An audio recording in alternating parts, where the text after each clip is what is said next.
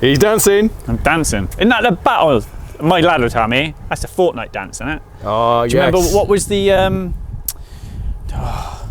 Flossing? Yeah, that was it. Good floss technique. Thanks, mate. That's all I do all day. It is Monday. So we're doing tomorrow's video today. Yes. There's nothing here, so let's just go home. Sounds That's good to me. Done. It's Christmas. See you all later. Bye-bye. Smash through the intro and we'll show you what is not here.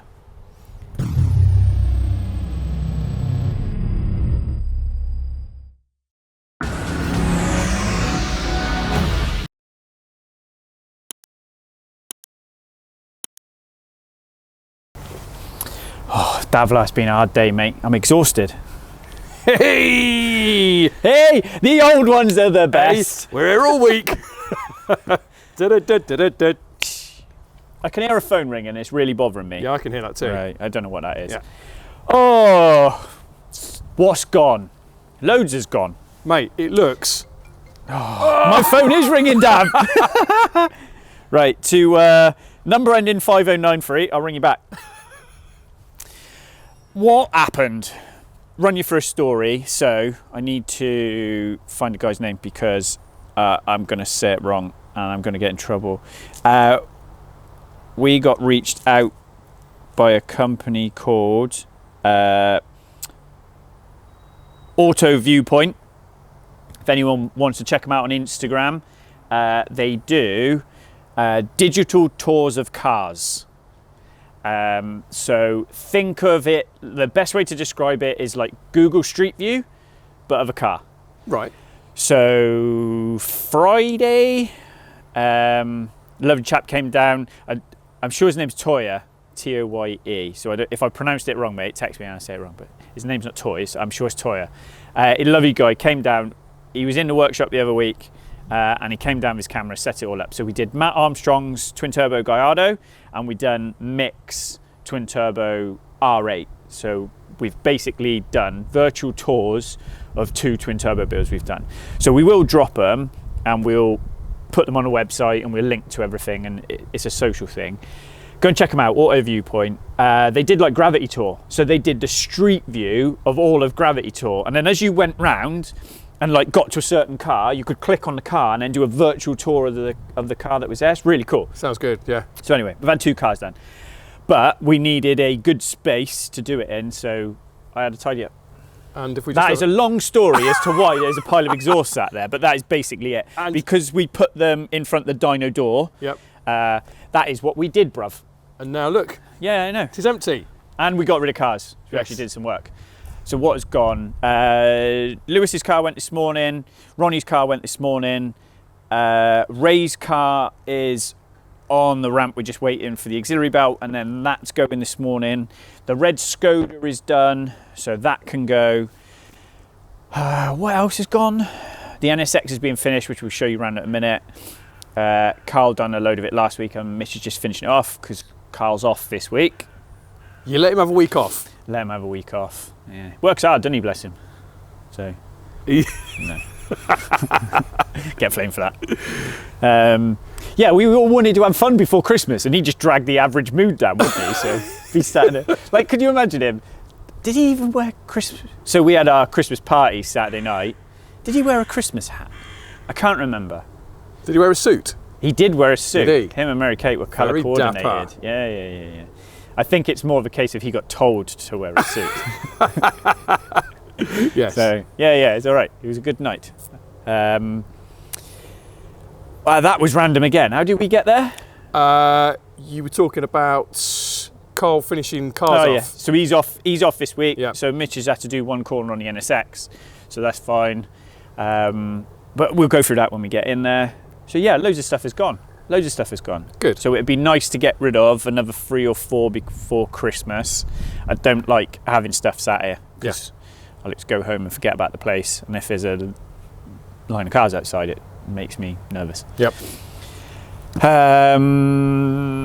So we've got Ben's to do this week. So he's given me a list of stuff. Obviously, while I am here, because we did get asked it, about the Subaru. Yes. So this is my friends in Brisbane. He obviously lives in Australia, but it's a Series 1 shell with the rally scoop. So the shell is the version of the car, because essentially it's over there.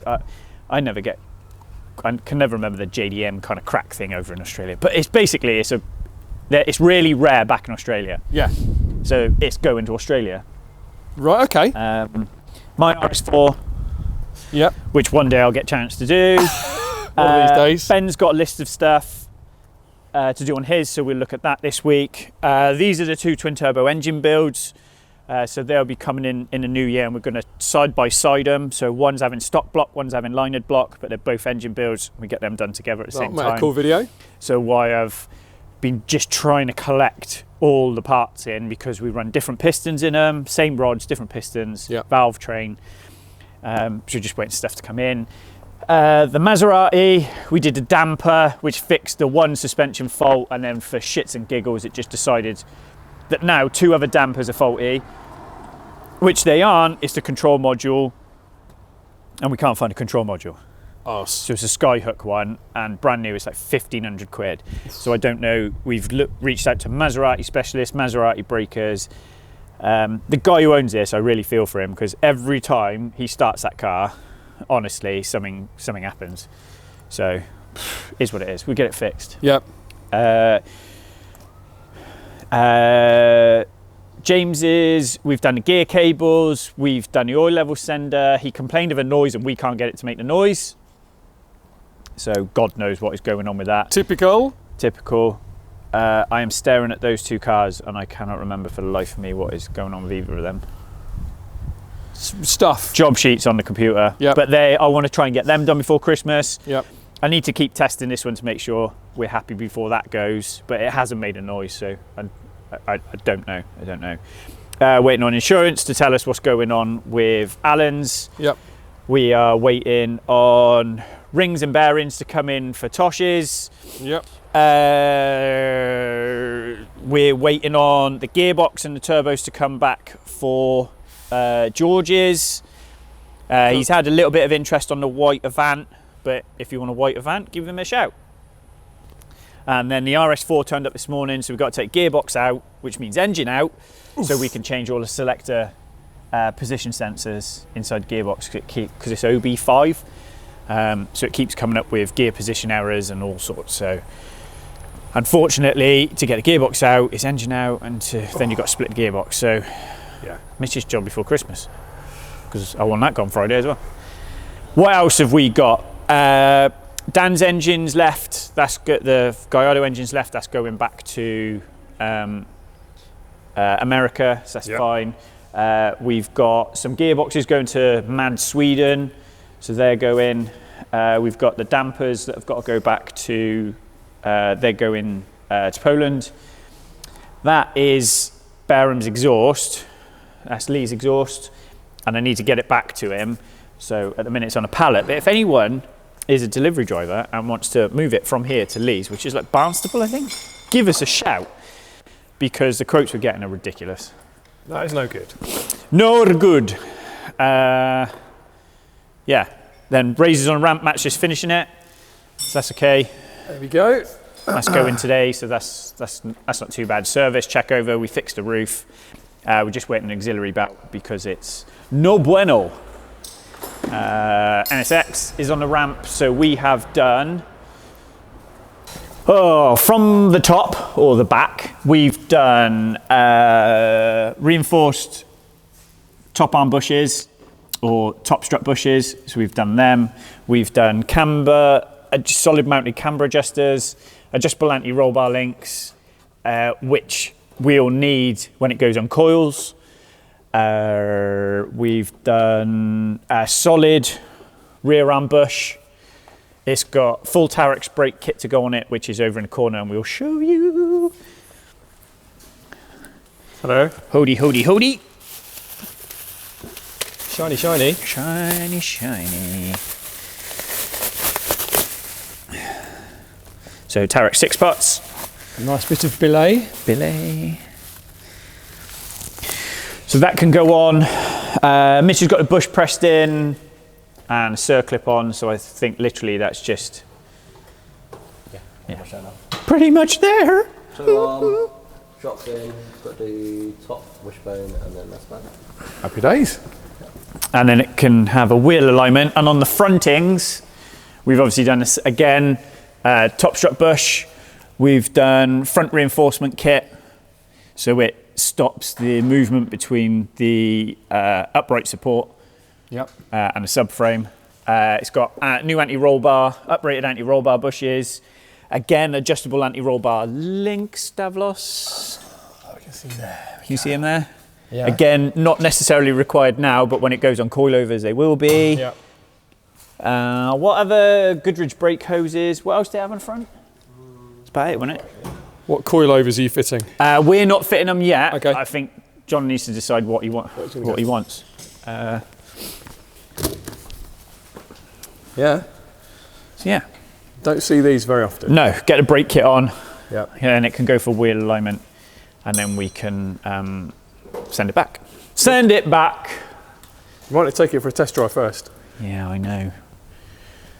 Am I going to be impressed or not? I don't know. I don't know. We'll have to see. I don't know. Supposed to handle well, aren't they? These. Yeah, not good though on a road, is it? When you Will go? it feel gutless? Yeah, probably. You got rev them, haven't you? Yeah. Matthew's been busy. Aha! It's the Evo. Engine. Oh. Well, the head's refitted to the engine. Yeah. We timed it up Saturday. Cool. And I think he's literally got manifold back on a few bits and pieces, but what are we waiting on? A few more gaskets, aren't we? Yeah, they should be coming tomorrow. So. Yeah. It's going to be ready for Christmas. It is, because Matt holds his yearly carol service, Christmas carol service in it.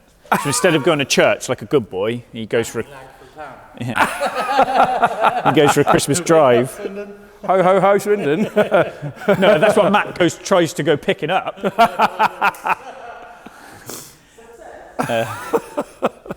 What other things? Jordan's Mini's clean when he's back, so he's away this week. Maybe him and Carl gone on holiday together because they're both off at the same time. Yeah, that's what they say. So they're away. They're both away. So George's off this week. So his Mini's cleaned and ready, and he's going to put it up for sale in the new year. Okay. We We have a rather dusty Ferrari. We have, because we've just got to finish off the inside now. Ew. So Matt's got to reassemble. So all the loom's done. So this is all that. All this bit, look, is all us. Hang on. There we go. Yep. So the last bit we spent ages trying to figure out was why we couldn't get the fuel gauge to work. Yep. And the fuel gauge sender is broken, and it's 600 quid. What?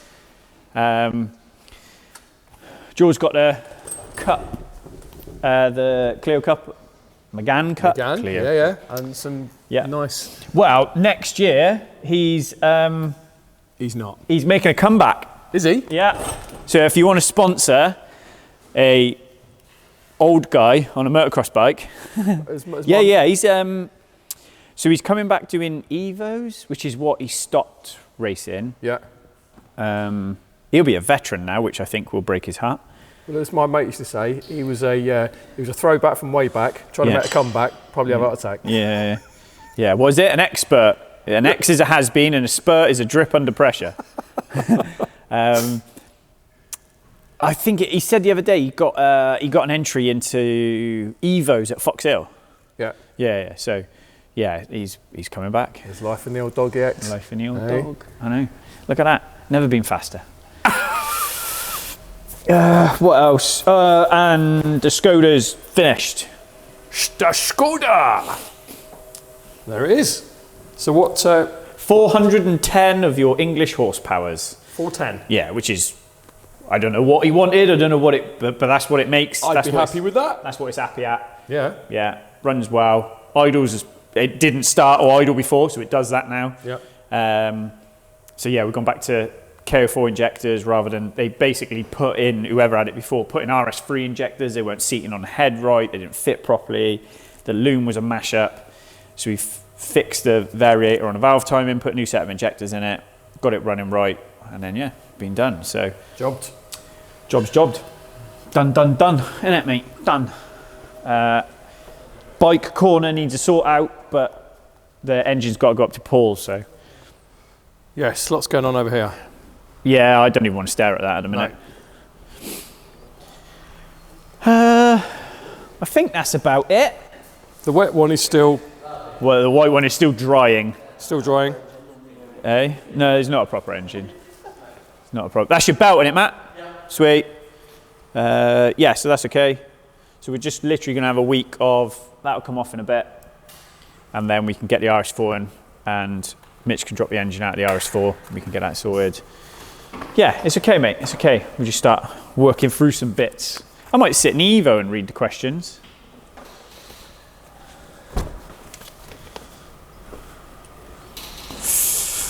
Why not? You're going to do it that way? Can't reach the pedals. What? That's an intercooler sprayer in it, the Man and Auto. Yeah, so it used to be. Now that's my launch control and anti-lag. Oh. So. Do you use launch control? Why have you got once? Oh, right, okay. I don't want to blow the transmission up, you know, so.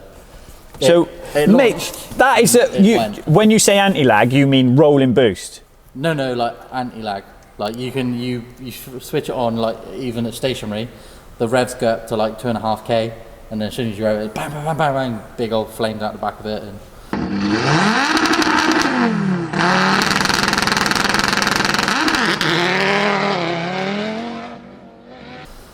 Proper rally spec. Yeah. well, we'll see, because I would like to make my launch control more harsh, because it's like it's at like 5k, it's like dun dun dun dun, but I want it to like be like bang bang bang bang. I want it to like go crazy on launch. I don't know if I can do that or not. But. It's going to be fun finding out. Yeah, so I want to make it a bit more spicy for launch control. Happy days. What did it kind of do? Do that impression again? Yeah, but no, it'll be cool. There's a letter missing off your button. Should say AC/DC. Is that you press that and good music comes on? Does end stop when you press that? No. No. End on repeat. Definitely not the Bee Gees. It's all right. It's getting there. It's getting there. And then it's for sale. Maybe we'll see. Maybe we'll see. I don't know. The car market's crazy. Yeah. So. But I showed Ricky a McLaren earlier that didn't sell. But Don't tell anybody. Oh. They'll all be all over I it. saw that one, I think. yeah, it didn't sell, and I was like, whoa. Was it a 720? No. Or it a wasn't. 6? What? There was a 720 that didn't sell. Might have not been a 720. We saw a 570. 570. It was a 570. I know of another one coming to And auction as well. if they stay at that price, then yeah, It's There's the gonna be a mileage problem. that scares people off, mate. yeah, I would jump £50 a mile. straight in that. So Pound a mile, that. yeah, 50,000 mile McLaren. It's made it that far. If it can make it at 50,000 miles, it'll do 60. Yeah, that's the way you got to look at it. what's the worst that can happen? It puts a rod out of the block, and then you've got to spend another 30 grand fixing it. So I got a spare one down there. Yeah, I come into work, I'm like that. Something's missing. Right, you've got some questions there. Should we do some questiones? Yes. Welcome to Question Corner. Rally inspired. Yeah, Mark Walton. The Waltons. Good night, John boy. Good night, Mary Ellen. Love the care and attention to detail which Ricky puts into his build. I'm sure when his clients watch, they get a nice warm feeling. Genuine question. When do you need to use plastic gauge? Right, so there's a lot of different camps about this. Plastic gauge is a good visual indication of your bearing clearance, but it's not an accurate way of doing it. So because your plastic gauge will obviously give you a range, so it will say between these two numbers. So I don't know, let's just make nice big numbers. So between 1 mil and 1.1 mil. But in a bearing clearance, you want a lot more accuracy. So what we normally do is we would measure the journal, the bearing, so the outer circumference, the bearing journal. The awl, the bearings go in, we'd measure the thickness of the bearings, top and bottom, and then we'd measure the crankshaft journal, whether that's the main or the rod. And then you sit there and I've got engine logbook, so I put all those numbers in and it works out the clearance for me, but it's just simple maths.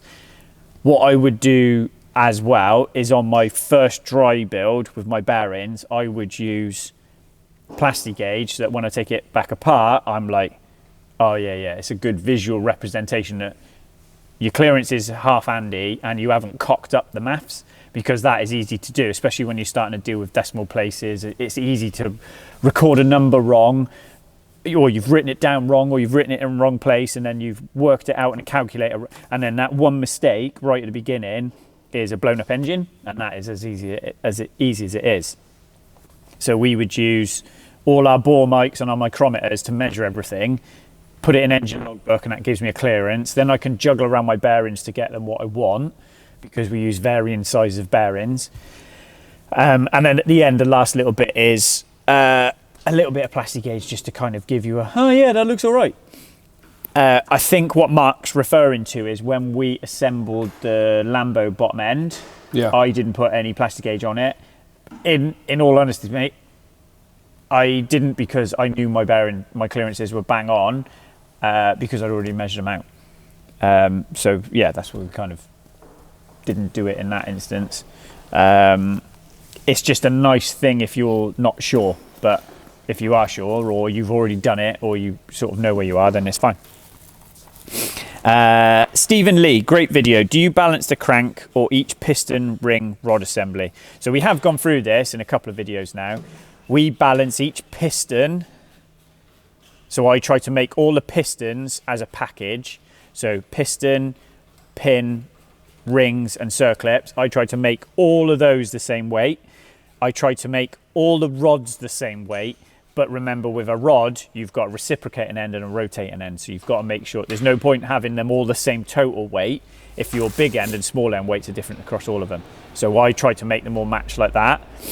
But to remove the least amount of material, I'd always juggle stuff around. So I'd put the heaviest pin with the lightest piston and stuff like that. And then those numbers you get off the rotating, which is, didn't we do this last week's video? I think we did. Ringing a bell, isn't it? Yeah.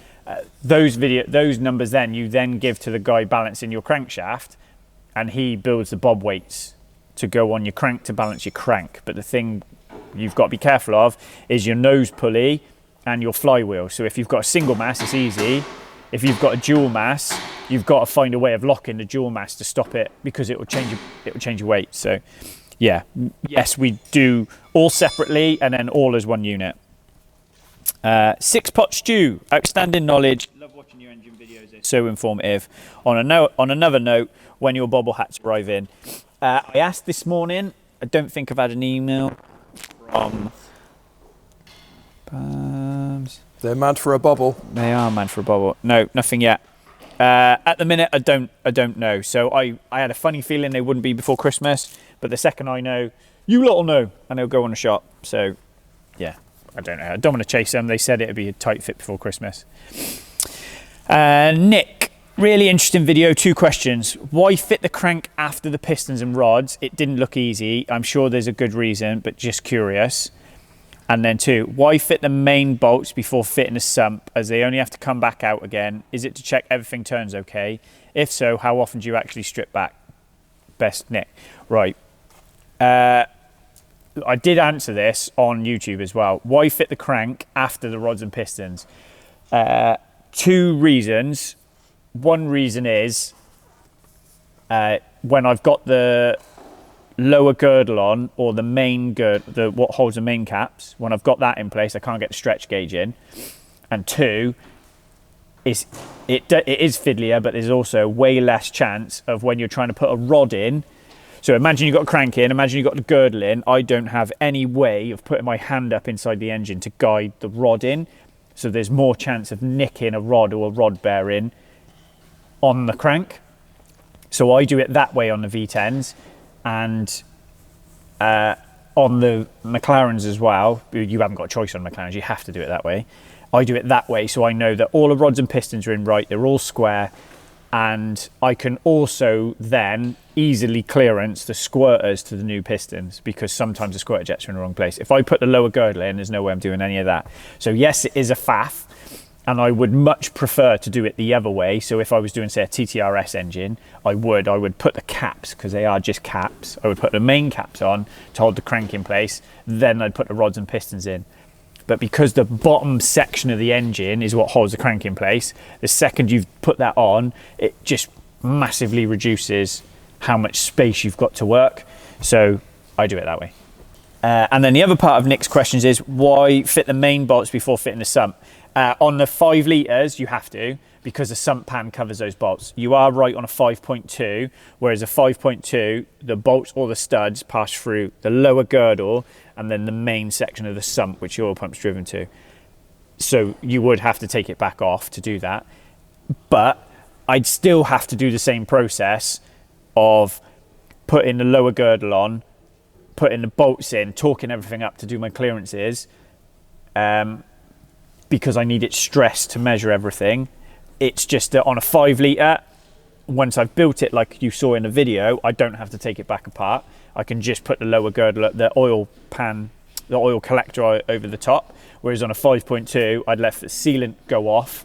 I'd have to take all them mains out, either the studs or the main bolts out, put the sump collector on, and then put them bolts back in. So you have to do it regardless, because you want to stress the engine and you want it to pull the girdle down for the sealant to go off. It's just on a 5 litre, once it's done, it's done. On a 5.2, you've got to take it all back out again to put the sump collector on or the oil collector on. That's right. Mixmaster Megs, what's the dimensions of your dyno cell? I think it's 6 metres wide and 10 metres long, something like that. Sounds about right. Yep. Been a while, mate. 5 years since I built that. Is it 5 years? Yeah, wow. It's been 5. I built it wide enough so I could open the doors. I would say this, it does affect airflow. Having a wide dyno cell affects air hitting the front of the car and splashing out, and you can see it turns like this. And I know it turns like that because if there's any dust or anything in the dyno cell, it puddles in the 2 corners. If I did it again, what would I do? I would have more distance between the front roller and the fan. I'd make it a bigger distance, and I would build a proper shroud out to aim at the front of the car, because I waste a lot of air up over the car. So I would have more distance between the front rollers and the fan. So say I'm like that, I'd go like that. I'd bank them, I'd have 2 fans, and I'd build a shroud. I'd build a shroud with like a kick down in, like a bend down in. So it's almost like a Venturi in a carb. And I'd squeeze it in and then force it at the front of the car, and I wouldn't make it square, I'd make it curved. If I was doing it again, but I don't want to do it again. So quite a few things you changed then. Yeah. Right. But you only ever learn it, like every dyno cell, if there was a perfect way of building a dyno cell, every dyno cell you ever saw would be the same. Yeah. But the problem is to go and build a dyno cell like for, say, good race teams or big Formula 1 teams, they don't even have a dyno cell. They've got a roll-in, because they use wind tunnels, but they use rolling floors and stuff like that. Do you know what I mean? So there's loads of different ways of doing it. Everyone's got, I look at other people's dyno cells and I'm like, oh, that's a nice touch, or oh, that's a nice touch. But then I'm sure people will look at mine and go, that's a nice way of doing it. So the one thing I do like the best is a high exhaust extraction. We don't turn air around in the cell. My exhaust extraction is really good. I literally suck it out of the back corner and suck it out. So if I go and put my dyno extractor on now, it'll slam the door shut. You won't be able to open a wooden door. Yeah. So we've got that worked out really well, because I've also blocked in, if you look, my front fan looks like a fireplace. Yeah. I've blocked in any air to come into the dyno, so it has to. So if you put the exhaust extractor on, it turns the feed fan. So I'm really happy with that, and the air chamber as well that feeds into the cell. So I'm happy with that. Might be worth doing a bit of a tech vid on the dyno and what's involved with different sort of procedures you go through on it. Yeah, it is an interesting. It is. You do all this work and you figure it all out, and you spend a load of money building your cell, and then once you've built it, you go, oh, I should have done that, or I should have done that, or I should have done this, or I should have done that. Yeah. And all you can ever do is, it's development, right? You develop your cell. I don't know whether people have noticed, you go and look at Litchfield's dyno, they've put an extra fan in their ceiling now. Yeah, I've seen that. With 2 big ducts coming down to support the Porsches. Great idea. Yeah, I really like that. But Ian's had to pay money. Do you know what I mean? It's not like you just go, oh yeah, we'll tweak this. He's had to go out, decommission his dyno for a while, add that in, you know, and spend money making that work. So I would love to do more work around the side fans, and I have got some ideas. There is a company that make bi-directional fans, so that I can have the turbine side of the fan in tight against the car, and then it feeds air in. So think for example, if a fan is that wide and the outlet's on the one side, I need mirror images of that. Yeah. So I need one that way so it can go on the passenger side and feed in through the duct, and I need one on the driver's side. But then here's the next problem. I get a fan in right tight close to feed the blade. Well, I can't get a door open. So there's always a fight, there's always a compromise somewhere. Yeah, so then I'm like, right, if I was going to do that again, could I put 2 ducts in the floor next to the rollers and have literally kicker vents out? So the fan's in the air chamber, and I put 2 massive ducting vents in, and it literally is next to the dyno cell. There's a pipe outlet on the floor. Good work. Someone's give me some money and I'll try it. Whose is the old GC8 Impreza? We've just done that, haven't we? We touched on that. Yeah. Roy Cleaver. Roy, if this is a fake name, if this is a real name, I'm really sorry, but this sounds like a fake name Davey wrote up to get himself in the video. Great vid as usual. One for your Q&A. Could you tell us a bit about your excellent cameraman? Wait. Is he from a motor journal background, as he knows a lot about all sorts of cars, as well as being a good co-presenter? He's clearly misguided. Right, give me that, you. Come on.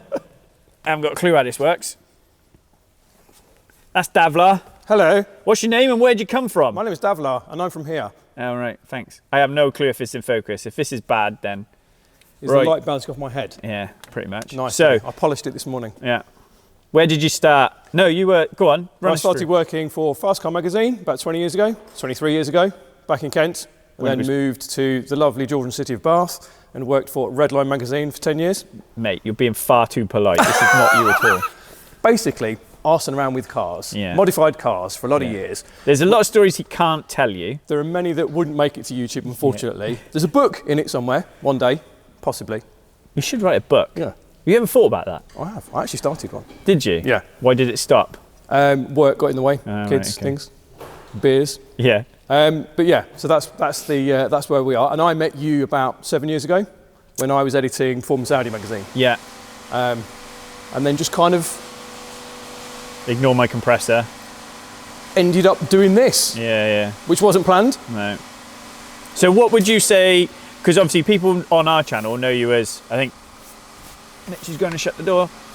People on our channel kind of know you as just being the guy behind the camera. Yeah. But would you say your background is journalism or marketing? Oh, definitely journalism. It's journalism. Yeah, I always wanted to work for a car magazine. Yeah. And that was my dream, and that's what we did. But there aren't many car magazines around these days. No, like Performance Audi did well and then kind of didn't it? It did. And YouTube's taken over.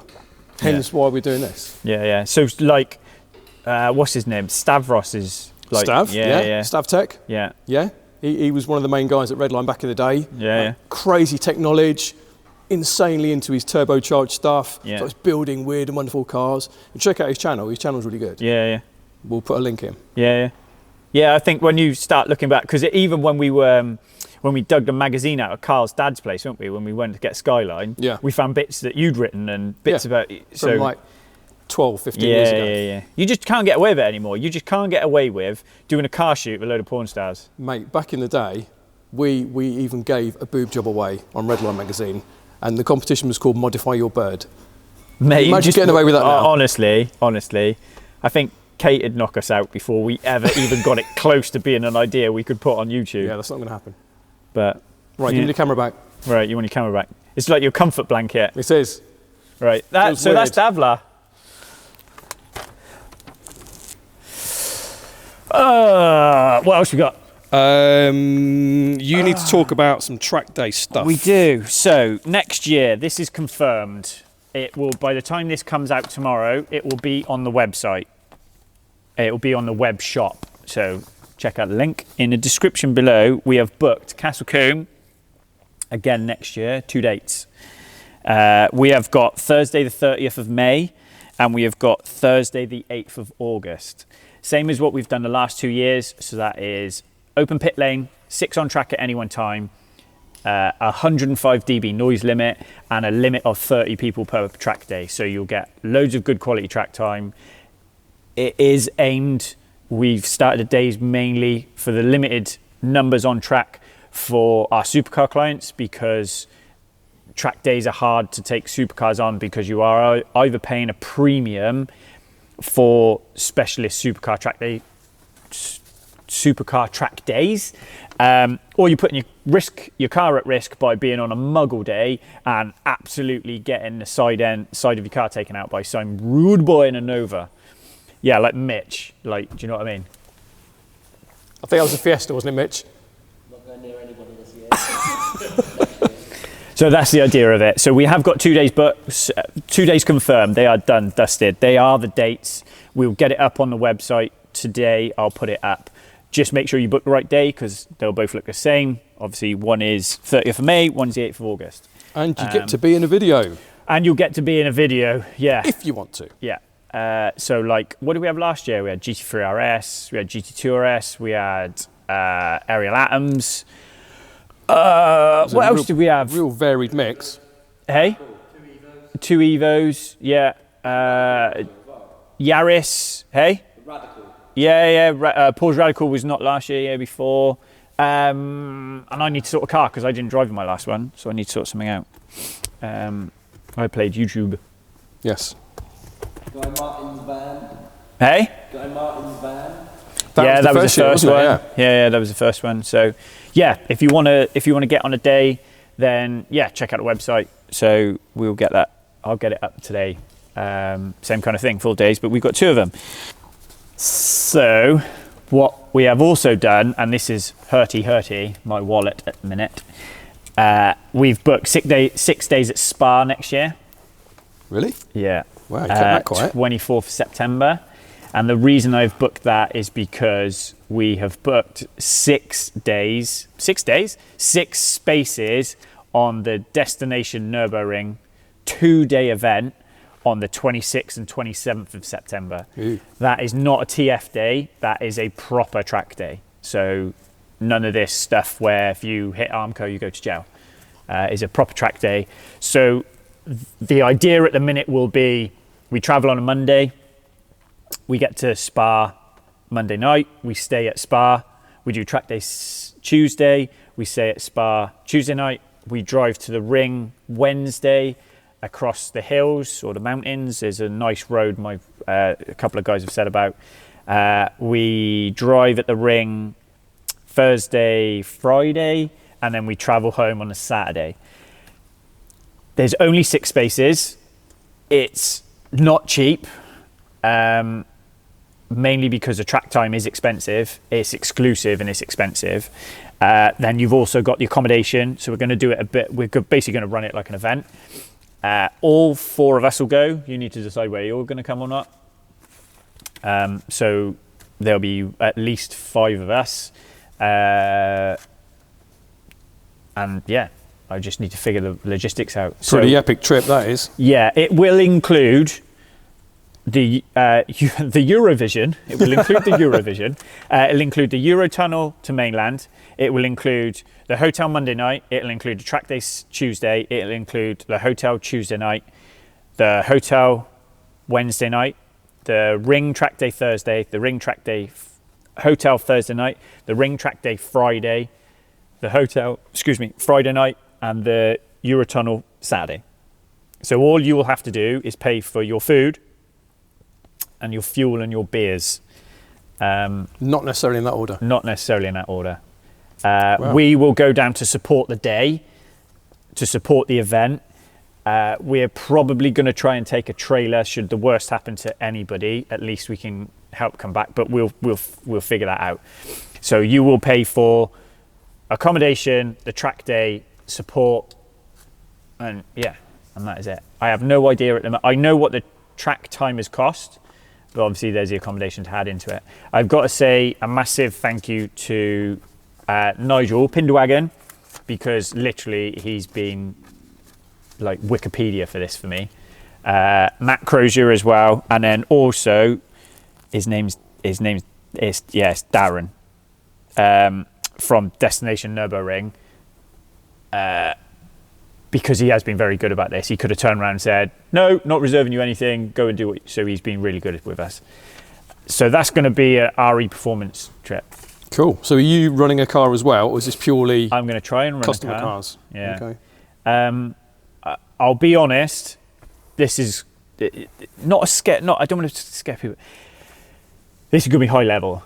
This isn't going to be like our track days. This is, you know, if you've gone and done a track day at Spa, you know how much that track day is. They're not cheap, and then accommodation and stuff like that. So it is going to be quite. I don't want to say exclusive because I don't mean it like that. Anybody who wants to pay can come on it. It's a premium event. It's a premium. That's a good way of putting it, Dav.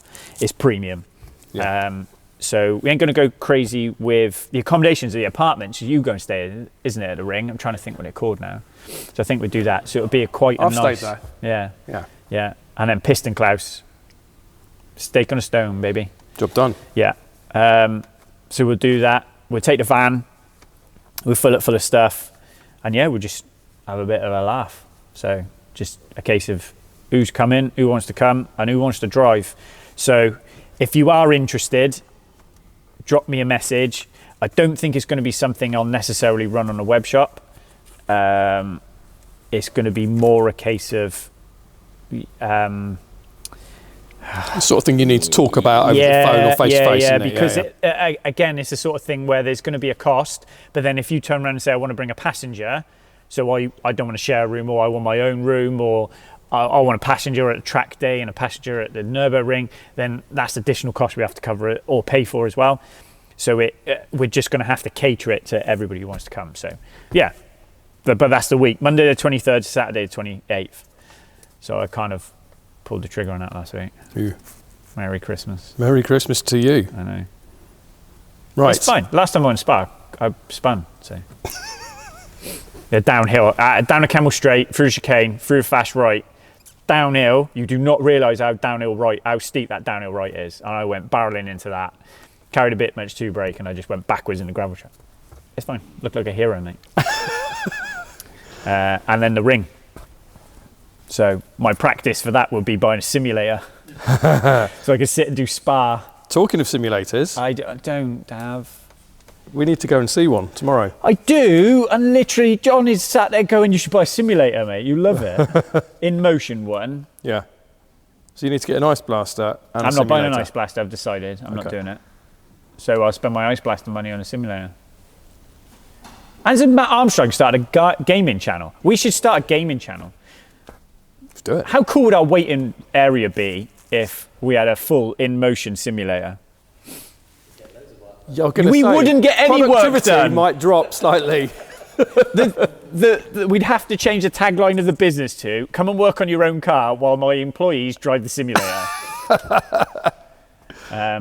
Yes. It is something I thought about because a friend of mine called Steve, who's got a GT3 RS, he has one. I don't know whether he sold it, and he was talking to me about buying it or not, but the problem is I wouldn't be able to go and get a crap one. Yeah. Do you know what I mean? You'd need to shoot for the stars again, wouldn't you? And I don't necessarily mean I'd have to go and get an in-motion one, like a fully movement rig, but for me it would have to, the feed, because I'm really skeptical, right? I don't know how many people have driven them, how many people can drive and have driven a proper simulator, but I'm literally like, because I know how crap the bike ones are, right. I'm literally like, no way can it be anything like driving a car. So you'll get some comments now from people that have used this. But that's good. If people who can drive, I'm not taking it off a 15-year-old kid who plays PlayStation in his bedroom all day long. Yeah. But if there's someone out there who actually drives, is half handy in a car and says to me, yeah, you don't get the wind in your hair or that kind of feeling. But like the trick ones John's got in Podium, I don't know what they're called, the ones upstairs with the wraparound screens. Mate, it pulls the harnesses tight when you brake. That's cool. Like that's the level they're going to now. So I think for me, it's all about the feedback on the pedals, the feedback through the wheel. Yeah. And then, we see what's what. So what else did I miss? Videos. Videos over Christmas. We are shut Friday onwards. Forever! No, we're closed Friday. That's going to be the thumbnail now. Through to, yeah, we're closed Because forever. you said it, we're closed forever. We're closed forever. Yeah, we shut Friday, and then we are back in the new year. So we won't be here, nothing will happen. My out of office will be on, so that's fine. Today, Now's video is going out tomorrow, Tuesday the 19th. We're going to try and do a video for Friday, aren't we, which is the 22nd. Yep.